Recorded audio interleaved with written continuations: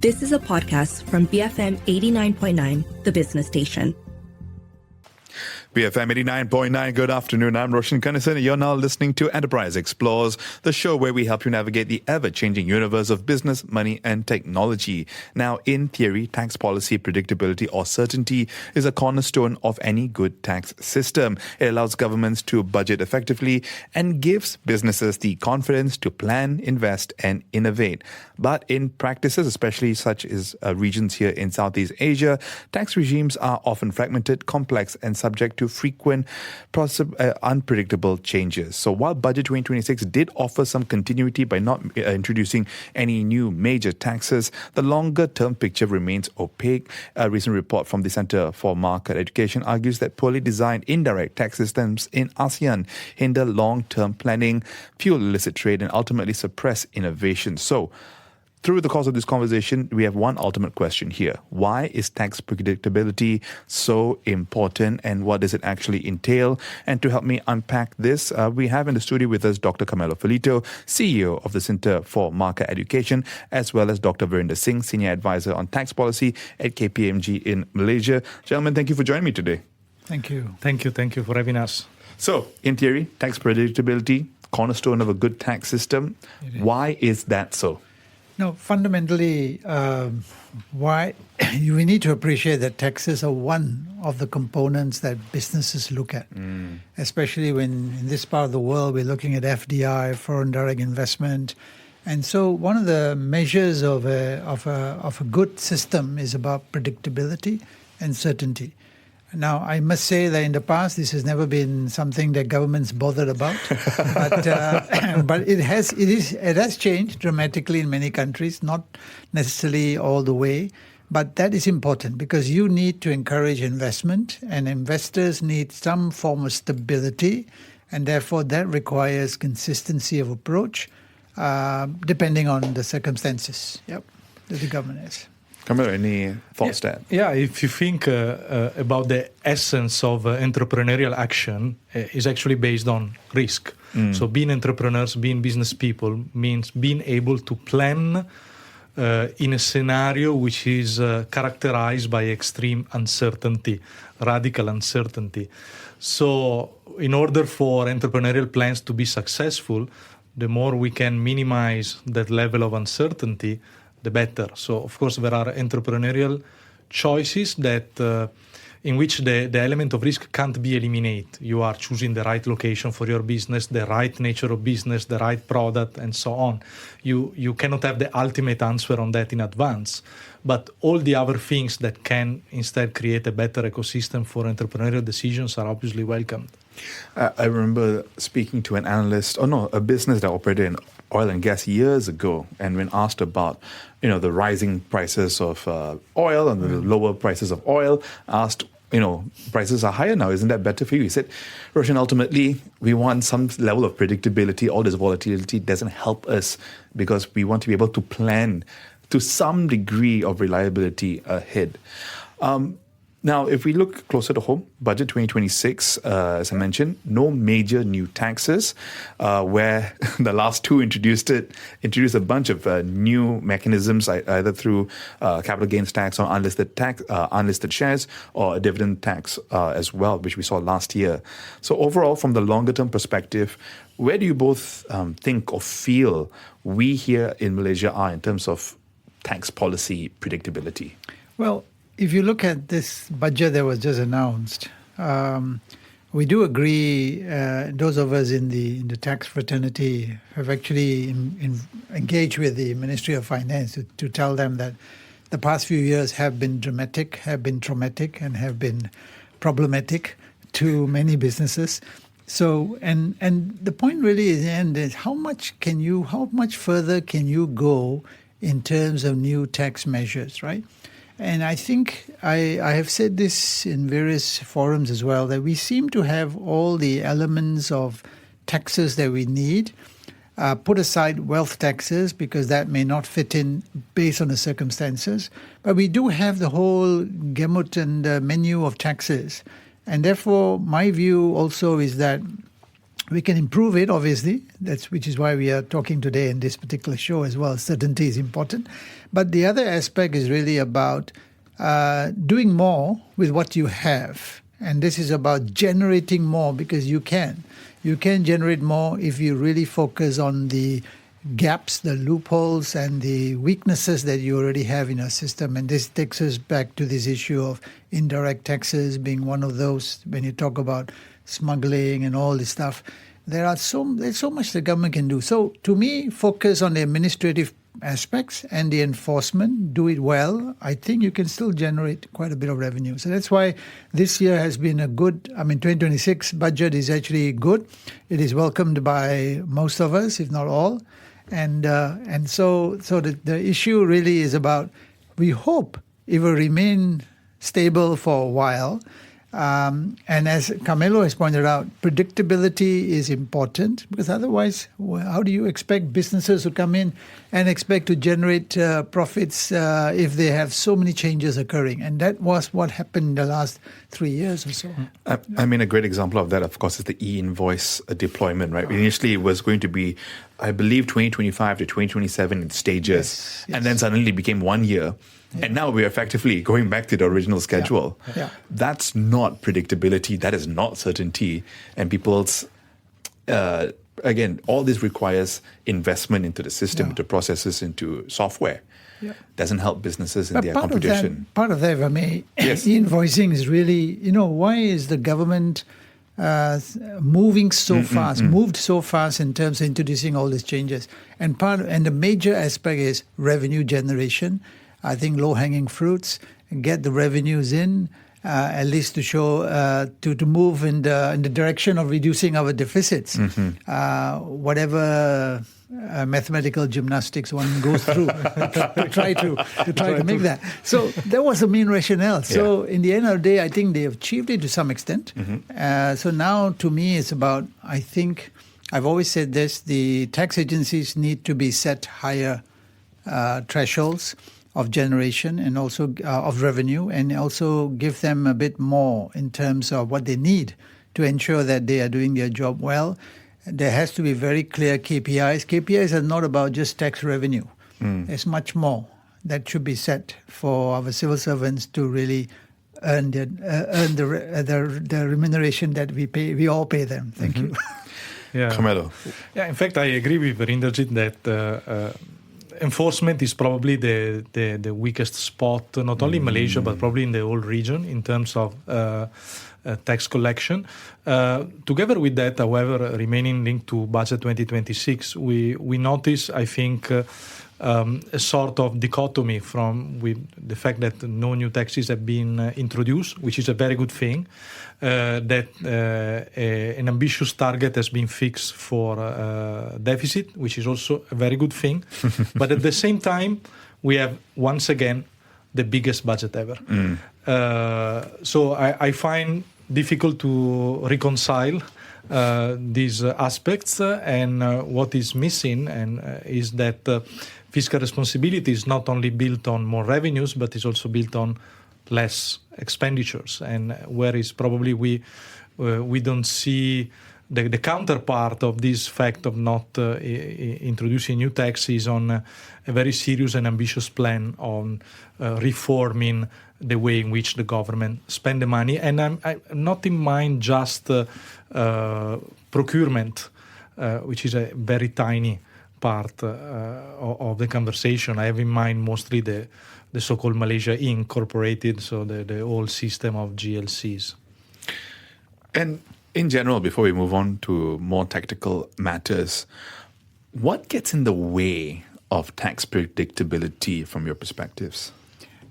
We're going back to the same point. It's about the need for the government to pluck the low-hanging fruits, and therefore generate some revenue quickly to show that we are producing something of value. And part of this, I give you a quick example where when Anwar Ibrahim came out with his idea a couple of years ago on the luxury goods tax, which conceptually made sense, but logically introducing a new legislation to introduce a new tax was, to me, a pointless exercise, because you already have sales taxes, you already have other forms of excise duties. You can easily have classified luxury goods. So this is an example. So sometimes politicians come out with ideas and then they expect that to be operationalized accordingly. So really, it's about low-hanging fruits and doing things for the audience, which is the Rakyat. And Carmelo made a good point about where are we heading in terms of all our spending. And this is an area that I think the government needs to spend a lot more focus on. How do we cut our unnecessary spending? And why are we spending more?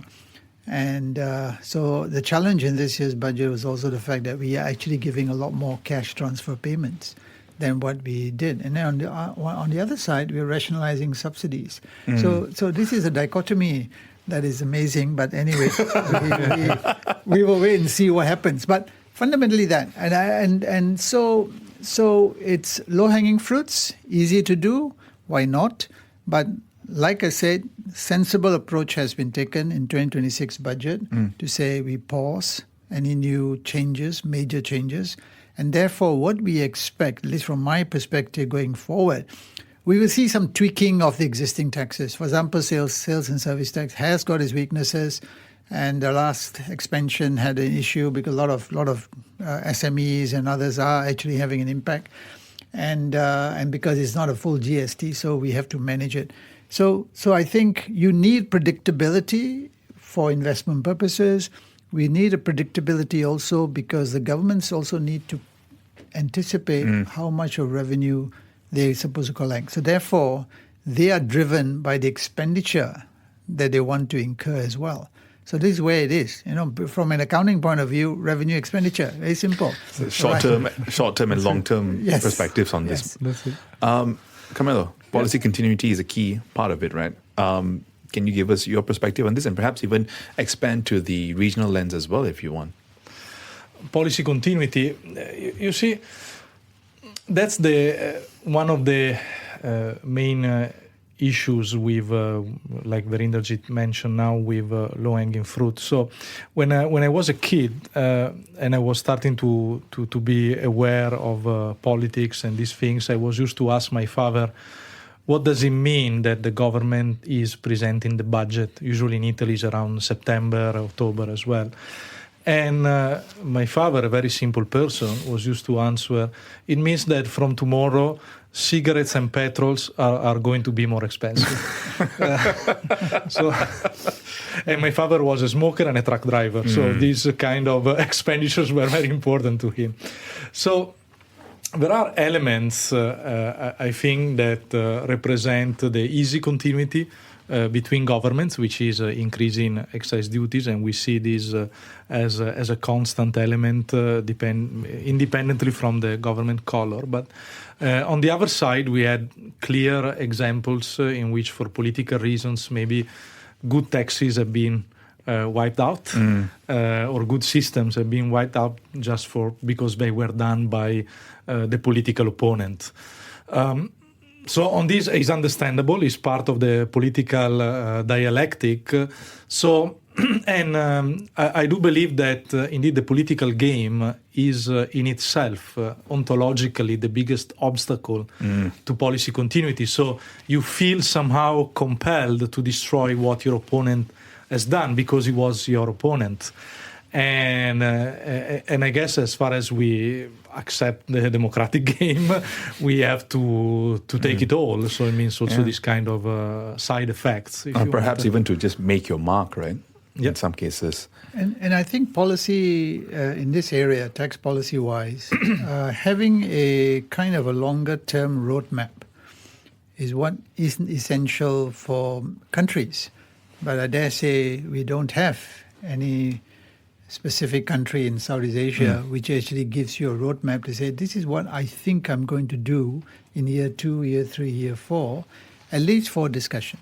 Yeah. And that is missing. And governments are afraid to share because their mandate is 5 years and they don't know whether they'll be around for the next 5 years. So what? So to me, at the end of the day, it is civil service should be the driver of all these policies, have their game plan, have their plan, and then politicians just signing off to say, and sometimes politicians may change a little bit in terms of what they want to introduce, but the mix between politics and policy is very, very intense. And this is why in Malaysia and many countries, it's the political part and the impact on tax policy is real.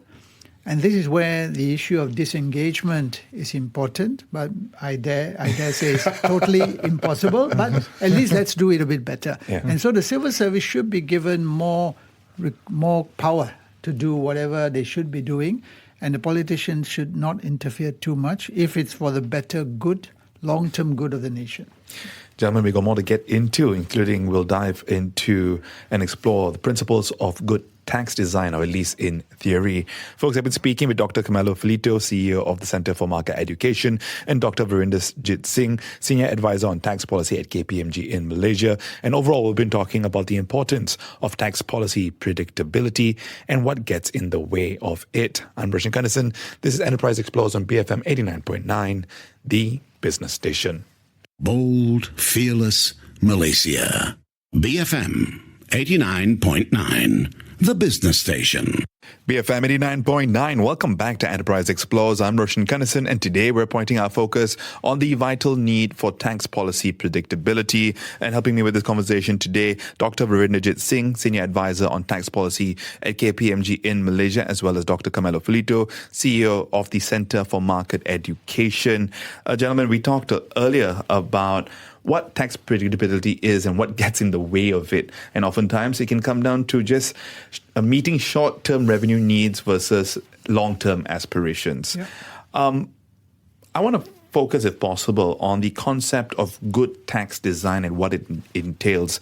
Let's start with you, Verinder. Yeah. I think, first of all, when you're looking at taxes, you need to look at what type of tax you think you need, who you think you want to impose it on, how do you think it should be imposed. And then you also need to make sure there's revenue adequacy in the sense that you impose a tax for a purpose. Usually it's for revenue generation, but mind you, there are some taxes which are not meant for revenue generation, for example, health-based taxes. So you need other outcomes. You need to measure that. So the other aspect of tax policy design nowadays is about co-creation.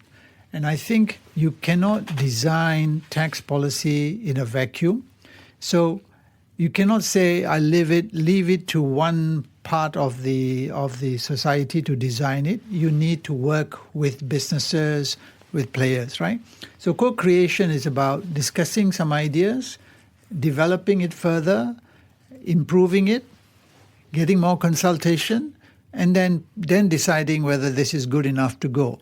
And this, to some extent, has started in Malaysia over the years, unlike many, many years ago, and is also very real in Singapore.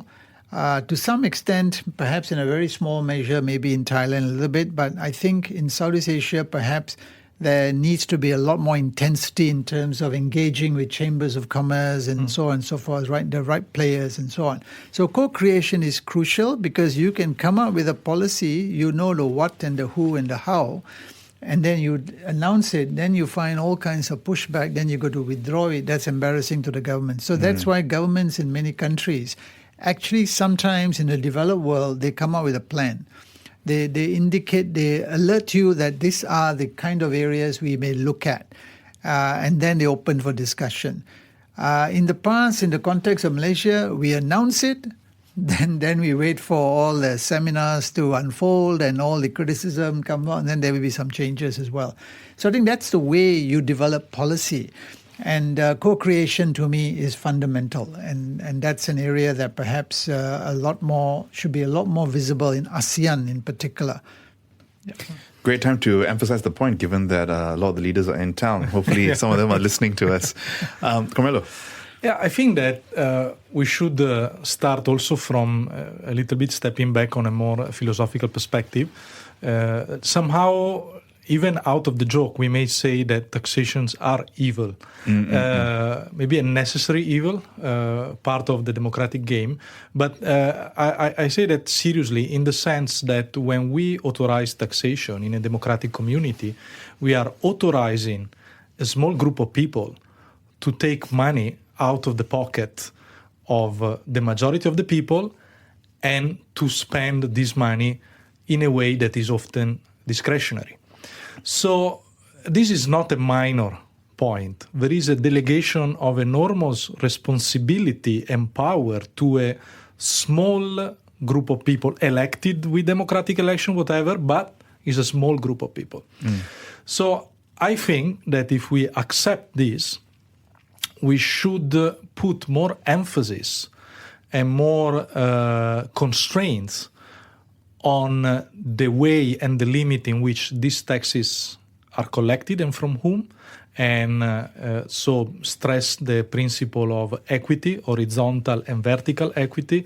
So it means that 100 ringgit of profit are 100 ringgit independently from who is making the nature of the business and etc. So that means be respectful of that. And the second line of constraints is on how this money are getting spent. Because I'm giving the responsibility to put your hands into my wallet, and so you should spend those money in a way that is controlled. And the less abstract way, let's say, to implement this principle, I think, is to introduce a sort of constitutional or above the law principle of balanced budget.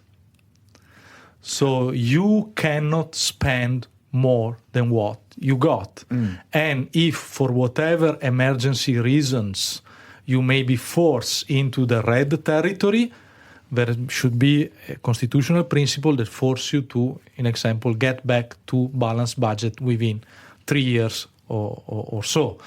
So I believe that beyond the technicalities in which Veerinderjeet is very expert and probably the biggest authority in this country, we should also reflect more on the ontology, let's say, of taxation and how to constrain the way in which money are collected and, above all, how money are spent. It almost sounds like, when you go to an AGM, right, and the CEOs are putting together, this is how we're going to be allocating our capital expenditure for the next year. We're going to be doing X, Y, Z. We're going to issue this dividend. It's scrutinized, or in theory, should be scrutinized in an AGM. Similar, when the budget is coming about, we probably shouldn't be paying attention to the goodies, but how the government is spending money. Yeah. So just adding on from what Carmelo eloquently put it forward in that particular issue, also you notice in this year's budget, I come back to this 2026 budget, there were some comments or some measures on endowment funds being allowed for private hospitals and also for certain public universities. Why do you think they're allowing endowment funds to be set up? Because they are looking at philanthropy and rich people contributing, rich companies contributing and getting a tax deduction. Now, that's another way in which you put spending. Ideally, the spending should be on the shoulders of the government to build a hospital or whatever. You could move it to philanthropy, and therefore taxation, trying to collect as much as you want in order to spend, may not need to be that extremely high, and you can. So, if you allow business to thrive in an economic environment by having certainty in terms of how you do business in the country, this is how much you'll pay, and that's it. And then you make your money, and then we encourage you to make some donations, and that will help society move along. Is actually a very compelling argument, right? And therefore, the challenge is, will governments stick to that particular line of thought, or will more and more expenditure come in? Like in the context of Malaysia, is because it's an easier example because we live here. So you find that we tend to do a lot more transfer payments, cash transfer payments, because you feel that that's your response to help the people, but it's also got another intended result in the longer term, right? So these are the challenges we have. So there are options, there are ways to manage it, and taxes don't need to be extremely high, unless, of course, you're looking at perhaps the EU a welfare society and you want to spend a lot more because you old age care and all this, you're funding it, then you probably need a lot more. But still, you have to be very, you can plan it accordingly. And I think this is where governments sometimes don't spend enough time thinking about those options. I guess it also comes down to that social contract. Yes. Or whatever agreement you may have. And in a world where, let's say, borders were free-flowing, you'd be able to move as and when to countries where you feel in line with the tax policies or social contract or whatever it is. Ultimately, governments are, in theory, supposed to be, or at least the politicians are representatives of the people, thus supposed to be reflective of the people's attitudes, in theory. Governments need to spend money. But what we're saying here, or what I'm hearing from the both of you, is it needs to be responsible. It needs to be treated with respect and responsibility. Yes. Oftentimes when we speak to founders here, it's you raise money. Money is responsibility. That should be a similar attitude. Correct. So it's accountability.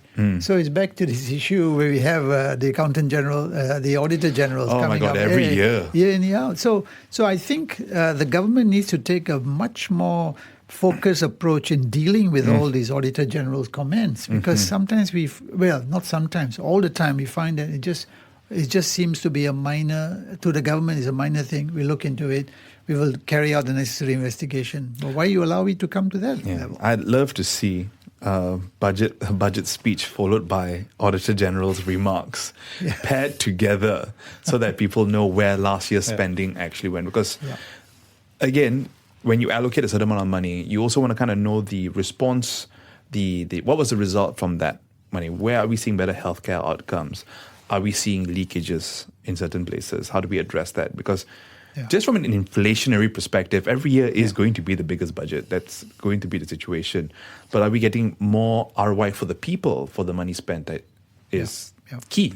And actually, it's be quite an interesting exercise. Last year, we did a work for the Asian Development Bank, in which we analyzed budget speeches for the last 30 years.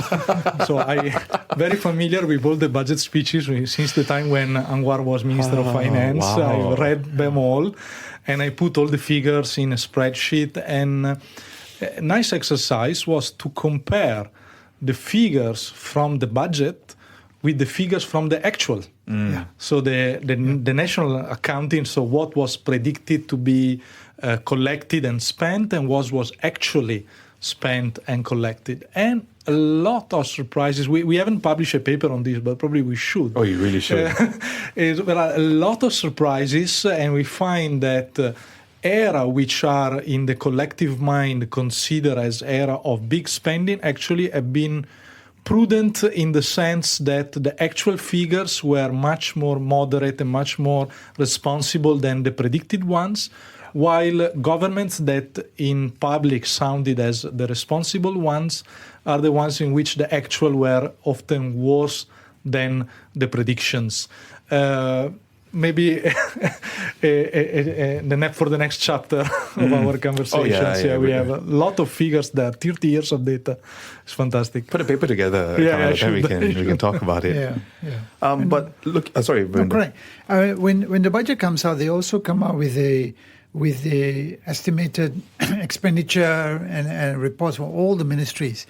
And most of us don't have the time to go through it, but there is some detail, perhaps not broken down into extreme details, but it is there. But I also feel that what's happened to the respective ministries coming out with their own report and accountability into all the projects undertaken, what has happened to them? Maybe that's what you need someone to talk about. Figures are figures, but you need someone to be accountable. When Auditor General says something, do we ever hear a Secretary General coming out with a press release or comment on explaining this? Never.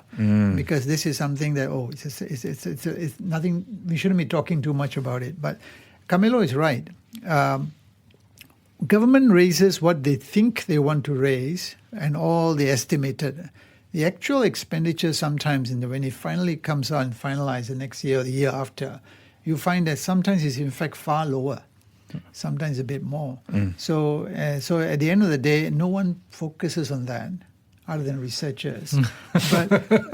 So shouldn't the politicians also give a record of what has actually happened, what is likely to be the outcome for the last year before they launch? So that's it. So that creates more. I think that will help in creating a little bit more certainty in some of the areas of accountability. That would be nice, actually, as a proposal in line with what you are saying. On the day of the budget speech, have a pre-budget speech in which you present the actual figures from the previous year. This is what we announce in budget in terms of revenues and spending, and this is what actually happened. And then we go into the next year. So this also speaks of accountability. Carmelo, Veerinder, I want to take a look forward. Now, I think one of the things that was an interesting idea is the idea of a tax calendar, right? This plan, right? And we have 5-year plans. We could bake it into that. I mean, maybe not this one, but the next one. What idealistically speaking, what are some structures that could help with this kind of predictability ahead? Well, I think at the end of the day, when you talk about a calendar, similar to the concept of roadmap that we're looking at, a strategic roadmap. You're right that the 5-year plans that Malaysia has, if you start looking at it and try to look for a chapter on taxation, you will be hard-pressed. But the taxation discussion could be a short one. But I think that's where a lot more needs to be done. So when you look at the calendar, it's looking about perhaps what we should be looking at is having a review of something that you introduced 2 years ago or 3 years ago, and that could be in your calendar that we want to. And then the question is, how are you going to review it? By way of dialogue, by way of consultation, or looking at numbers. Could be one thing that the government should be saying. Governments wait for complaints before they act. I think they should be proactive to say 2 years from now, 3 years from now, we will have a discussion on revamping the SST, wherever after 2-3 years you have a better feel of all the problems. So that's another example of how the tax calendar could actually stipulate this kind of. Remember, a tax calendar is not about introducing new taxes. It's about looking at how do you sweat your assets, which is your taxes that you have. And then the other one could be the capital gains tax that we already have. That hasn't reached all and sundry. It's only on sale of unlisted shares by corporates. It doesn't affect individuals. Eventually, I do see that widening. So maybe a discussion. Should we widen the scope? And maybe 2 years from now, 3 years from now, you put that in look, it gives the impression at least that the government is seriously looking at these issues. I'm not saying they're not, right?